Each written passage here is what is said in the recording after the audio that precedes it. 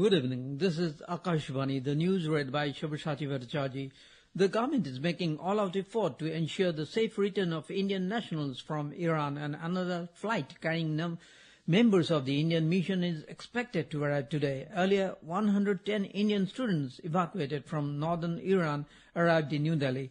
Talking to media in New Delhi, Minister of State for External Affairs Kirti Vardhan Singh said that the government has received over 350 requests of Indian citizens in Iran for evacuation.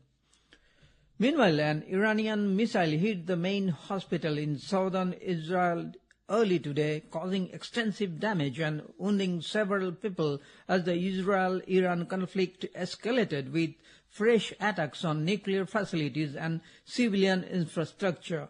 Iran's retaliation came after Israel's overnight attack on Iran's Natanz nuclear facility, which the Israeli military claims houses components and equipment used to develop nuclear weapons. U.S. President Donald Trump continues weighing military intervention options as the conflict threatens to expand across West Asia. Iran's supreme leader Ayatollah Ali Khamenei has issued stark warnings to Washington that any American strikes on Iranian territory would result in serious, irreparable consequences, raising the stakes for potential U.S. involvement in the escalating hostilities. Defense Secretary Rajesh Kumar Singh held a telephonic conversation with the Director General of the Israeli Ministry of Defense, Major General Amir Baram. In a social media post, the Ministry of Defense said the two leaders discussed updates on the current situation in West Asia. The conversation comes amid rising tensions between Israel and Iran. Russian President Vladimir Putin has offered to mediate to end the conflict between Israel and Iran.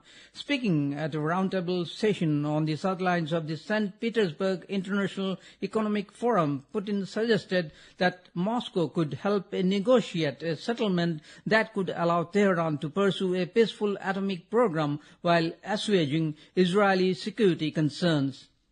India and Croatia have held discussion on the long-pending India-EU Free Trade Agreement, FTA. Croatia has reiterated its strong support for the early conclusion of the FTA, emphasizing the mutual benefits it will bring to both India and the European Union.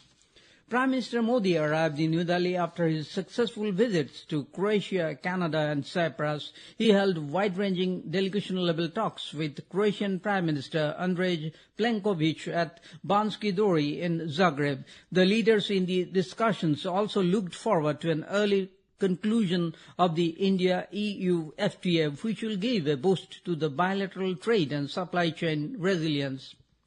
Indian Home Minister Amit Shah today said that the time has come to reclaim India's linguistic heritage and lead the world with pride in native languages. Speaking at the book launch in New Delhi, Shah said that the languages of the country are the jewels of its culture. He said that foreign languages cannot capture the essence of Indian culture and history.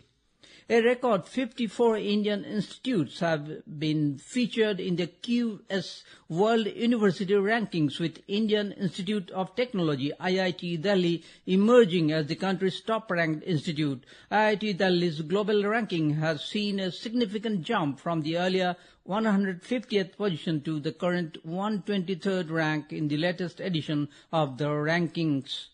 Voting for by-elections to 5 assembly seats across 4 states is underway. In Gujarat, Visawadar seat has recorded over 39% voter turnout, while the Kadi Assembly constituency has registered around 35% till 1 p.m.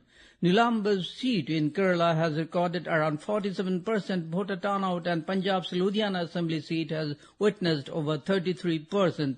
The voting percentage for the Kaliganj Assembly seat in West Bengal was over 45% till 1 p.m. At least 210 victims of the Ahmedabad Air India plane crash have been identified through DNA matching so far. Gujarat Health Minister Rishikesh Patel today informed that 187 bodies have been handed over to their families so far. In the Asian Squash Championship 2025 in Malaysia, India's Velavan Senthilkumar advanced to the quarterfinals with a 3-0 win over Japan's Tomotaka Endo in Kuching. That's all in this news bulletin. Namaskar.